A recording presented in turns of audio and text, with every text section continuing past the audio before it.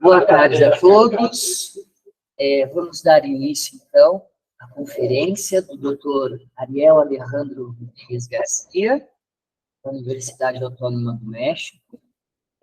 Desde já, quero agradecer os presentes que estão aqui na Universidade Federal de São Carlos, bem como os que nos acompanham, né,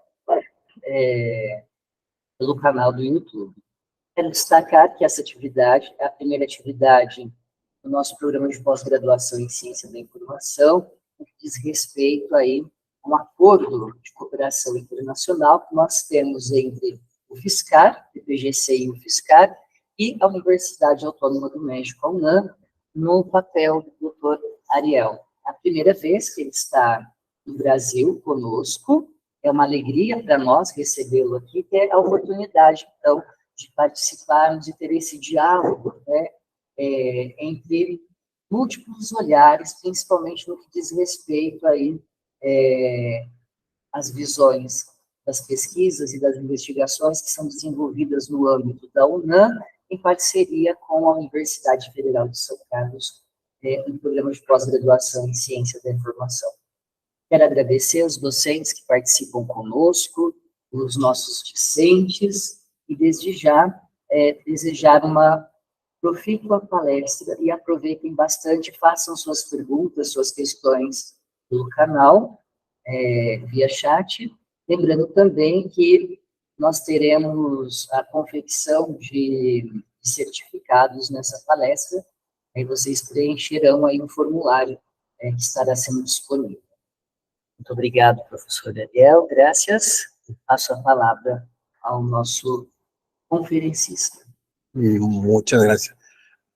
Buenas tardes a todos. No, no falo mucho portugués. Vamos a hablar en español. Igual agradecer a las autoridades de la Universidad Nacional Autónoma de México a través de la Coordinación de Internacionalización y a la Secretaría de Internacionalización de aquí de la Universidad de San Carlos por poder permitir realizar este intercambio académico entre lo que es mi centro de trabajo, que es el Instituto de Investigaciones Bibliotecológicas y de la Información, y la Universidad de San Carlos a través del Departamento de Ciencias de la Información. Es un gusto para mí estar aquí en Brasil, después de tantos años de conocer al doctor Fabiano. No podemos decir las fechas de que tenemos de conocernos, pero se hizo posible este trabajo y estar aquí con ustedes. Esperemos que en algún momento algunos de ustedes nos vayan a visitar a la Ciudad de México.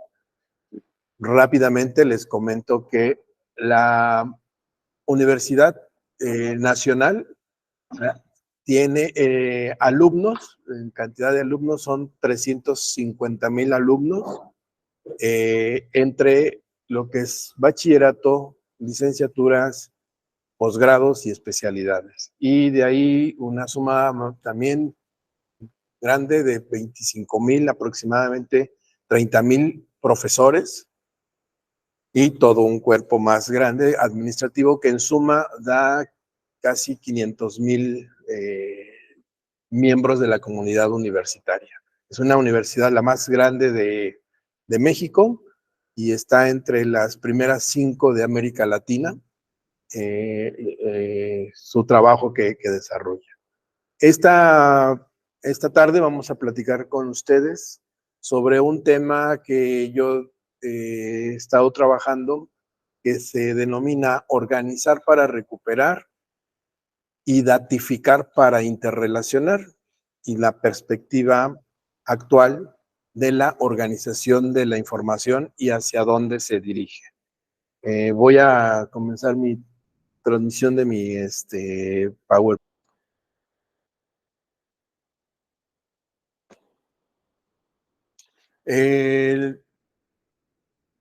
La propuesta de esta conferencia es ver de lo que era la cultura impresa o la cultura de la bibliotecología tradicional a lo que es ahora toda la datificación.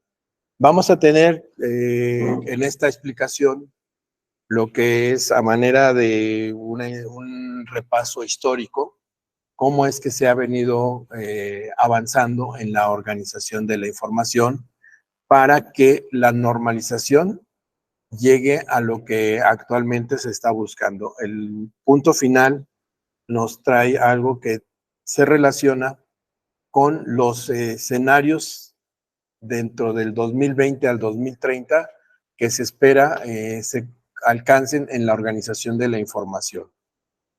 Comenzaría también con algo bien interesante que es de dónde partimos, de toda esta revisión bibliográfica de los libros que se tenían o se tienen como soporte de este avance en la organización de la información sobre lo que se decía o se hacía en los años 90, 2000, 2010 y ahora 2020, ¿no? Todo es una revisión histórica, es una propuesta de todo esto. Y aquí lo que nos lleva a esta participación es estas preguntas de investigación. La forma en que las normas, códigos y formatos, ya sean tarjetas o plantillas, pasaron de estar en un escritorio del catalogador a un sistema de gestión de información.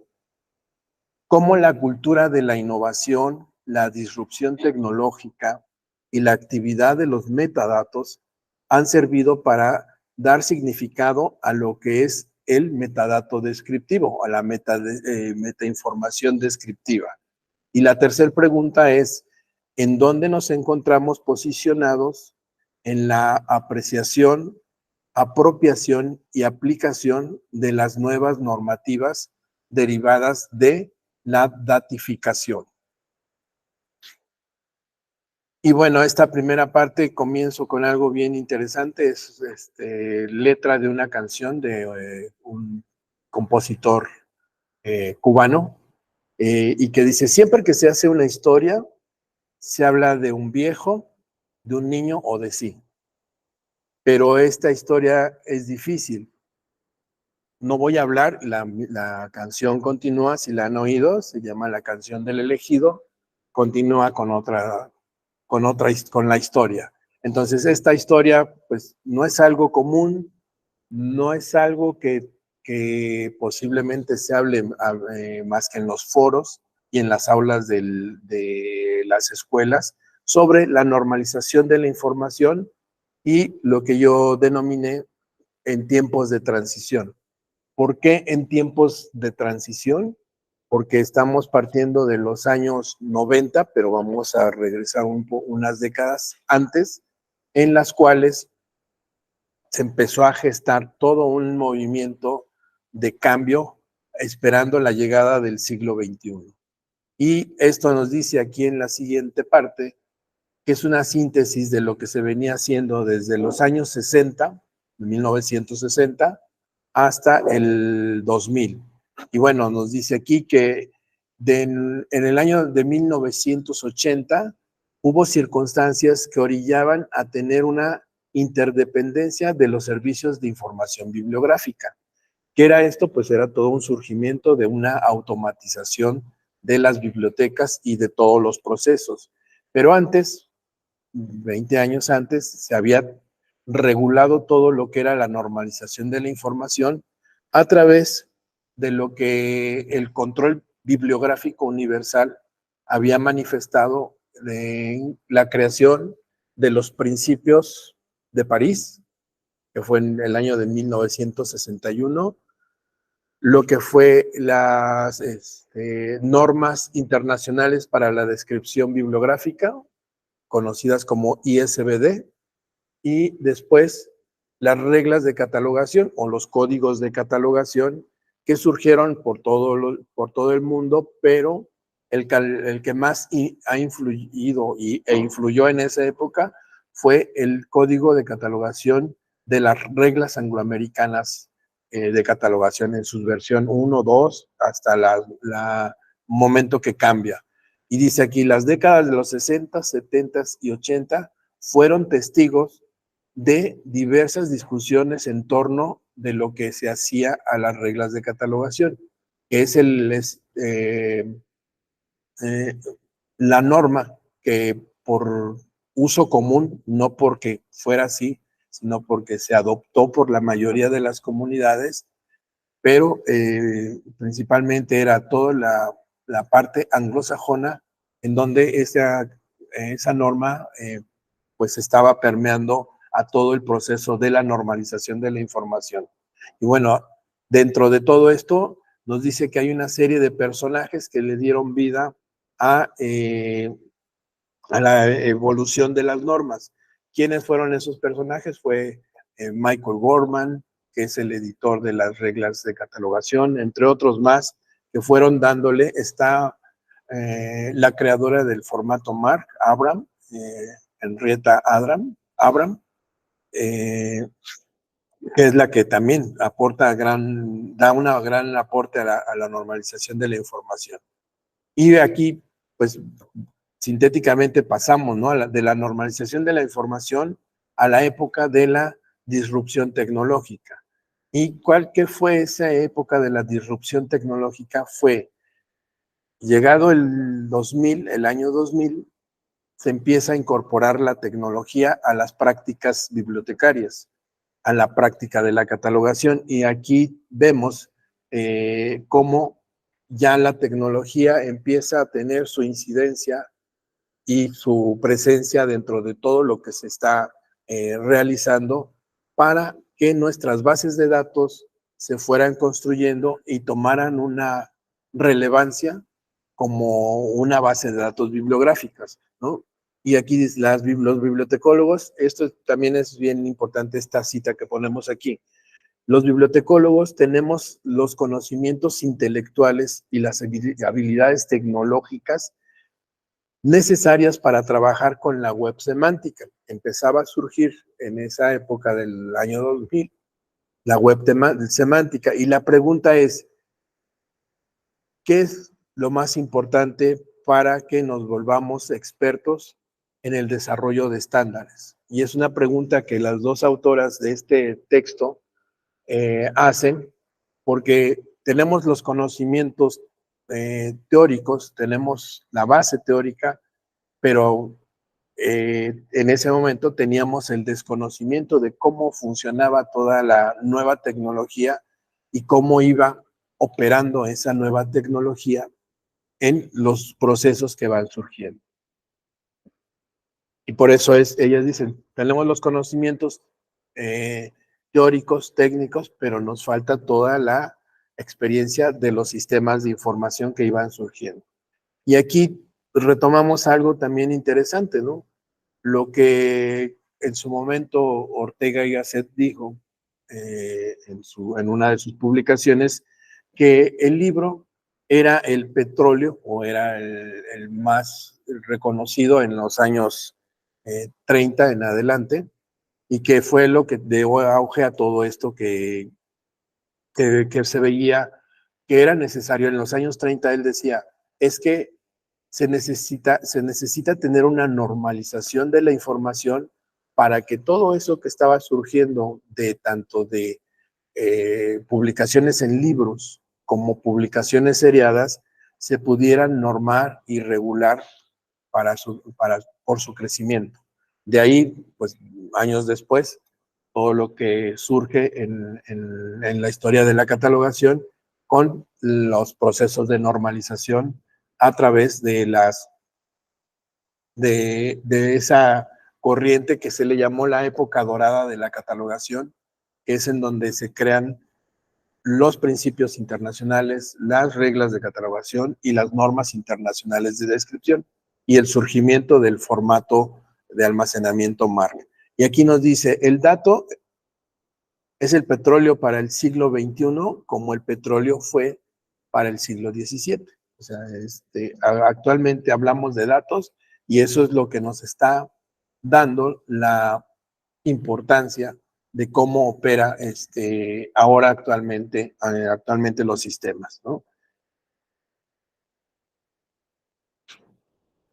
de ahí viene este proceso donde nos dice, si nosotros queremos ingresar al movimiento de la web semántica, tenemos que prepararnos en estos tres contextos.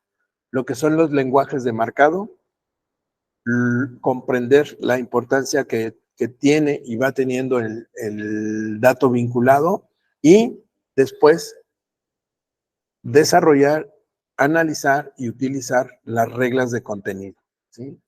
Que es en donde cambia nuestro modelo, ¿no? Y bueno, ¿cuáles serían los conocimientos que requerimos dentro, que es lo que la bibliotecología nos da en esa época? Estamos un poco viendo lo que en el año 2000 se necesitaba para prepararse para entrar a la web semántica.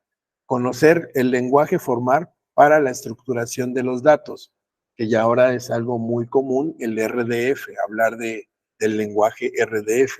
Los sistemas de organización del conocimiento, o SKOS, SKOS, ¿sí? O el lenguaje ontológico de la web, o el lenguaje de las ontologías, que es algo que está ahorita muy en auge.